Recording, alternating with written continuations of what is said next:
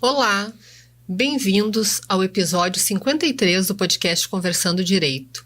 Meu nome é Fabiana Barcelos Gomes e eu sou a criadora de conteúdo. Estamos aqui com o José Gomes, Olá. Que irá, então, provocar ali abordagens, com relação ao nosso tema de hoje, que é Nova Lei do Abandono Afetivo. Oi, tudo bem, pessoal? Esse tema, ele é importante e agora está em destaque porque é uma legislação nova, né, Fabiana? Nova. Então, eu acho que a primeira coisa é de falar o que traz de novidade nessa lei aí. Quando certo. Essa lei, ela teve alterações, então, no ECA, né? Nessa lei do abandono afetivo, que até então nós usávamos Constituição Federal, usávamos artigos ali do Código, né? E não era fácil comprovar o abandono afetivo. Era bem difícil. Então, hoje, nós temos uma lei e isso é um grande avanço, uma grande conquista que nós tivemos. É a Lei 15.240, então, de 28 de outubro de 2025, muito recente. Ela alterou, então, o artigo 4º do ECA, que eu vou reproduzir aqui, tá? Parágrafo 2º, compete aos pais, além de zelar pelos direitos de que trata o artigo 3º desta lei, prestar aos filhos assistência afetiva por meio de convívio ou de visitação periódica que permita o acompanhamento da formação psicológica, moral e social da pessoa em desenvolvimento. Parágrafo 3º. Para efeitos dessa lei, considera-se assistência afetiva, inciso 1, orientação quanto às principais escolhas e oportunidades profissionais, educacionais e culturais. Vamos então para o inciso 2, solidariedade e apoio nos momentos de intenso sofrimento ou de dificuldade. Inciso 3, presença física espontaneamente solicitada pela criança ou adolescente quando possível de ser atendida. Essa primeira parte aí que altera, na verdade, assim, a questão da convivência familiar, né, principalmente, o que é mais comum hoje em dia é quando há uma separação ou mesmo quando nem chegaram a se casar, os pais são separados, e aí há uma visitação, em grande parte das vezes é o pai, né, que tem a visita, a mãe normalmente tem a base da residência, né? Mas isso já tinha, né? Já tinha uma ideia de que a visita tinha que ser regulamentada. Sim. O que mudou? Na verdade, agora não é só mais um direito, é uma obrigação do pai ter esta convivência? Olha, olhando ali a lei, o que antes era um direito do pai, assim como um direito da criança, né, de ter esse convívio. Muitos pais, e ali no escritório eu tenho vários casos de pais que simplesmente participam de uma audiência e saem de lá com termo de audiência, sabendo que tem que pegar o filho de 15 em 15 dias, né? Porque isso, inclusive, facilita a logística da mãe, porque a mãe também tem uma vida, né? E, no entanto, eles não pegam a criança, não se comunicam com a criança, simplesmente a abandonam e somente pagam a pensão quando pagam, né? Então, agora, eu acho bem interessante que esses pais passem a ter esse relacionamento com seus filhos, porque senão... Senão, acho que é o que está no próximo tópico da lei, né? O artigo 5º. Parágrafo único. Considera-se conduta ilícita sujeita à reparação de danos, sem prejuízo de outras sanções cabíveis, a ação ou a omissão que ofenda direito fundamental de criança ou de adolescente previsto nessa lei, incluídos os casos de abandono afetivo. Então, agora é um ilícito civil, né? Então, agora tem a sanção. né? Não é uma sanção genérica, né? Agora a gente já sabe tem consequência, que tem uma consequência grande. Por quê? Porque antes o dano moral ele tinha que ser provado. E não é fácil tu provar. Tu tinha que pegar laudos de psicólogo, né? Para mostrar que a criança foi afetada, o seu psicológico, né? Dentre outras documentações, para tentar configurar aquele dano moral. E hoje, ele é um dano moral presumido, ele é o dano in re ipsa. Então, ele tem essa previsão legal expressa.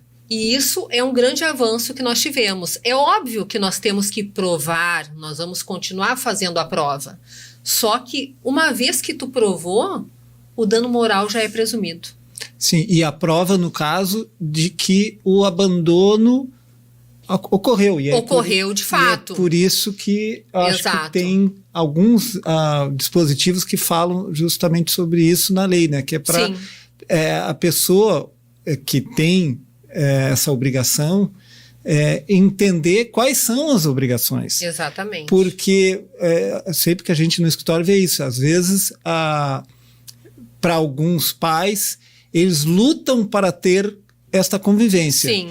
Outros cumprem tabela, ou seja, ficou marcado tantos dias, eu vou lá só nos dias que ficou marcado. Né? Tem um caso no escritório de um pai que, assim, são 13 anos advogando direito de família, já vi de tudo, mas uma coisa que eu ainda não tinha visto é um pai falar para assistente social e para psicóloga: eu nunca quis ser pai dessa criança, eu não considero ele um filho, eu não quis essa gravidez, eu não quero ser pai dele.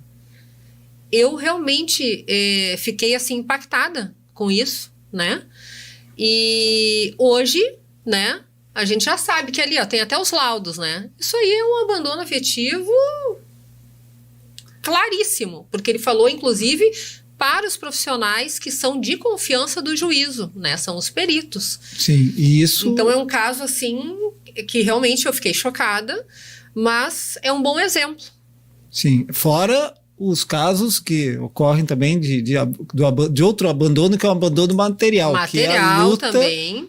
Para se cobrar uma pensão alimentícia. Exatamente. Mas aí que está, não é só isso, né? Não é só pagar. Não. Agora, não. Essa ideia, quer dizer, temos as duas situações no escritório, né? Temos o pai que luta para poder garantir essa convivência, né? E tem aquele que luta para pagar o mínimo possível. Sim. Ou até não pagar e foge. Exatamente. Né? E infelizmente é do nosso dia a dia. No escritório nós atendemos não apenas a mãe, ou não apenas o pai, às vezes atendemos ambos, e isso é o melhor, que é quando há um acordo, há um entendimento. Perfeito. Aí se coloca tudo de forma regrada, né, conforme pactuado, né, por pessoas adultas, né, porque foram adultas para fazer os filhos, tem que ser adultos na hora de ter responsabilidade, né? Exatamente. Mas, infelizmente, não é a regra. Eu tenho aqui, José, o artigo 22, que também foi alterado, né, pela lei, que diz: aos pais incumbe o dever de sustento, guarda, convivência, assistência material e afetiva e educação dos filhos menores, cabendo-lhes ainda, no interesse destes, a obrigação de cumprir e fazer cumprir as determinações judiciais, né? E o artigo 129 são medidas aplicáveis aos pais ou responsável, suspensão ou destituição do poder familiar. Sim, que essa questão do poder familiar tem a ver com estas responsabilidades que estão ali no artigo 22. Exatamente. Ou seja, você tem poder, como nos filmes de super-heróis, são grandes poderes que os pais têm, que é o poder familiar, né? Sim. Mas esses poderes vêm acompanhados de grandes responsabilidades. Com certeza. E realmente essa inovação que tu trouxe aqui, que a lei agora, é lei agora, né? Do suporte, dessa assistência afetiva. Sim. Além da assistência material, a assistência afetiva. E que está ali bem descrita. Exatamente. E me diz uma coisa, antes desta lei, ou seja, até agora, né, o que acontecia era que a jurisprudência que resolvia essas questões? Nós usávamos, além de, claro, artigos da Constituição, do Código, jurisprudência. Muito bem. Era só o que tínhamos. Então, por isso que eu digo, foi um grande avanço que nós tivemos agora, um grande avanço para nós que atuamos ali diariamente com o direito de família. E quando, por exemplo, havia, eu me lembro bem, uma situação de um abandono afetivo, a gente muitas vezes tinha que dizer, olha, quando a criança não for mais criança, ou seja, chegar na maioridade, ela pode processar. Sim. E agora? Como é que fica? Agora, tendo as provas ali, é só acionar judicialmente, porque aqui o artigo 22, a obrigação de cumprir, fazer cumprir as determinações judiciais. O que seria isso? Bom, o senhor vai pagar, a guarda é compartilhada, o senhor vai pagar tantos % de alimentos e a visitação será de 15 em 15 dias, às vezes uma vez na semana também, depende, né? Ou seja, cumprir as determinações judiciais. Muito bem. Antes, como se não valesse de nada, né? Porque simplesmente não visitavam. Entendi. O ECA tem essa natureza, né? Por isso ele é o Estatuto da Criança e Adolescente. Sim. E isso não é para favorecer A ou B, mãe ou pai, ou vir em prejuízo. É justamente uma garantia para a criança, né? Sim. De seu desenvolvimento. Exatamente, que é o bem maior, né? Então, realmente é um grande avanço. Eu acho que grande foi ótimo tema para a gente trazer. Sim. Obviamente que não se esgota aqui. Não, né? Se esgota, com certeza tem que se debruçar muito ainda sobre, mas é só realmente a título de informação, né? Porque eu sei que tem muitas mães hoje, e eu tenho muitas clientes que sofrem com isso. Porque quando nós somos mães, né? Quando a pessoa trata bem nosso filho, nós ficamos muito felizes, né? E quando ignora, quando distrata, principalmente sendo pai, deve ferir muito.